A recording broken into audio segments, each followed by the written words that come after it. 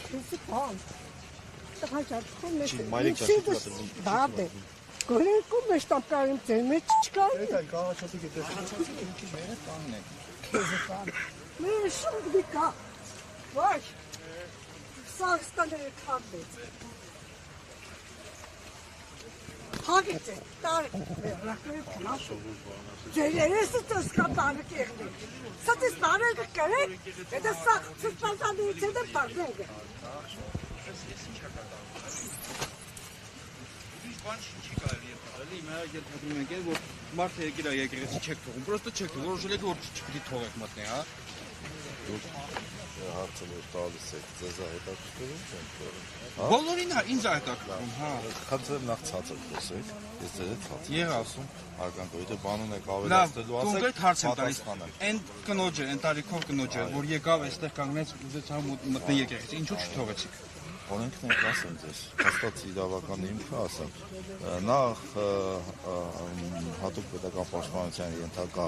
անձանց անվտանգության ապահովման մասին օրենքի առաջի հոդվածի համաձայն տարածքը համարվում է այնտեղ որտեղ որ գտնվում են հատուկ պաշտպանության ենթակա անձինք համարվում է պահպանվող տարածք, դա առաջի հոդվածով։ Հաջորդը ասեմ ձեզ, ոստիկանության գվարդիայի մասին օրենքի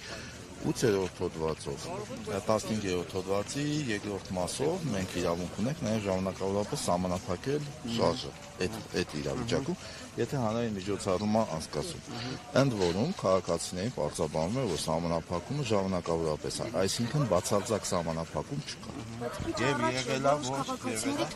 այո, հենց դա էլ հաստատում է, որ սահմանափակումները ժամանակավոր են լինում։ Այսինքն 5 րոպե կարելի է 5 րոպե չի կարելի։ Տարբերակված մոտեցումը, այսինքն կարելի է բացել, փակել, հա, մուտքը բացել, փակել, բացել, փակել։ Ժամանակ անհրաժեշտությունից ելնելով ծառայողական, դա արդեն որոշում ենք մենք, ես ավելի մանրամասն չեմ կարող բացաբանել, չեմ էլ իրավունք էլ չունեմ։ Բայց այո, դուք էլ տեսաք, որ սահմանափակումները ժամանակավոր բնույթ են կրում, ես էլ իրավական հիմքերը ներկայացրեցի։ Շնորհակալություն, դա էր ձեր հարցի պատասխանը։ Հարգելի լրագրող։ Այս եկեղեցի պատմության մեջ այսպեսի բան չի տեսել, էլի ուղղակի կգնաք եւ չգիտեմ, դուք ձեր մեջ մի հատ կմտածեք էլի հիմա ինչ եք անում։ Ես գիտեք ինչ եմ ուզում ասեմ, ես ծառայության հետ կապված հարցը տվեցիք, եթե անձնական բնույթի հարցեր արդեն դուք ուրիշ ոլորտի մասին եք խոսում։ Խնդրեմ հետո, կուզեք առանձին կզրուցենք։ Բայց այս պահին իրավական հիմքը որպես ծառայող ես ձեզ ներկայացրեցի։ Այսինքն հասկանալ վարչապետի հորդորով եք եկել։